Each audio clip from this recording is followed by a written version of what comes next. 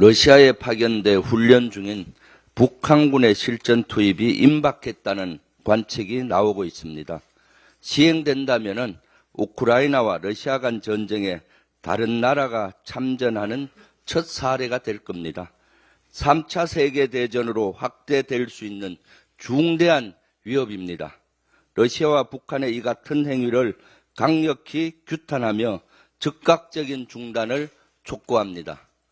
특히 윤석열 정권은 절대 여기에 말려들어서는 안 됩니다. 신중에 신중을 기해야 할 것입니다. 그러나 최근 모습은 우크라이나가 시동을 걸자 윤석열 정권이 급발진하는 양상이 벌어지고 있습니다. 실제 지난 13일과 17일 우크라이나가 북한 파병설을 언급하자 이튿날인 18일 국정원은 기다렸다는 듯이 대대적으로 북한의 파병을 알렸습니다. 지난 22일에는 국가안보실까지 나서 단계적으로 대응하겠다며 살상무기 지원 가능성을 시사했습니다. 참관단 파견도 검토 중입니다. 사실상의 파병입니다. 우크라이나는 현재 사면 초과입니다. 나토와 미국 국제사회의 지원 없이는 전쟁을 치룰 수가 없습니다. 그렇지만 나토나 미국도 지원을 미온적인 입장을 보이고 있습니다. 그래서 젤렌스키 대통령이 지난 9월 미국을 방문해서 유엔 총회에서 군사적 지원 등의 내용을 담은 승리 계획을 발표했습니다. 하지만 빈손으로 귀국했습니다. 국제사회의 지원을 받지 못했습니다. 그래서 지난 12일 독일 내 미군 기지에서 서방 20개국 정상이 참석한 가운데 열릴 예정이었던 방위그룹 회의도 미국이 불참함으로써 연기됐습니다. 다급해진 우크라이나는 이튿날 13일 날 북한 파병선을 본격적으로 거론했습니다. 북한을 출구로 국제사회와 나토, 미국의 지원을 받으려는 의도가 아닌지 의심스럽습니다. 윤석열 정권은 이를 덥석 받았습니다. 나라와 국민을 위기에 빠뜨리는 역대급 무능입니다. 국민의 안전과 생명은 안중에도 없습니다.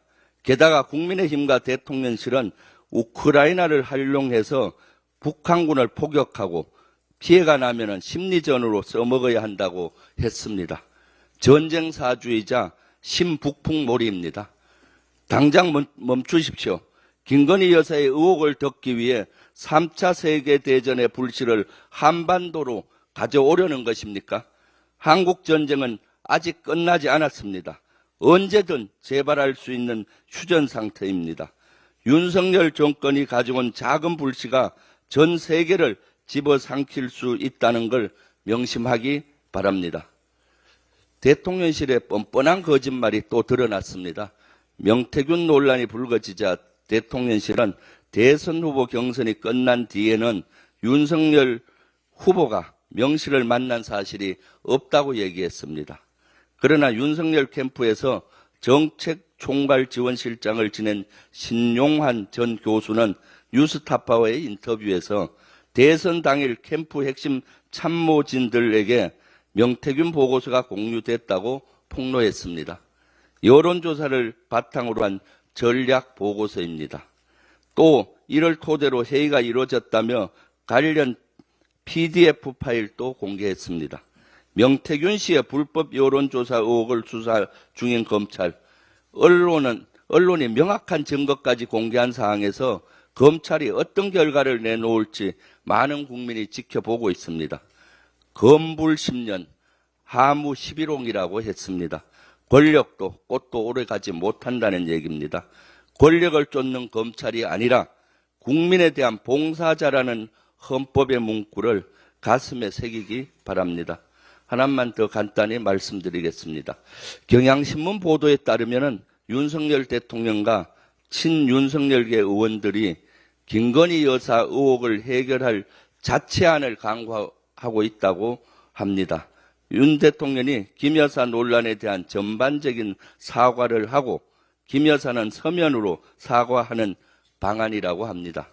그러나 김건희 여사와 관련한 의혹들은 특검법에 명시된 것만 13가지입니다. 하나하나 중대범죄에 해당되는 의혹입니다. 사과로 어물쩍 넘어갈 사항이 아닙니다.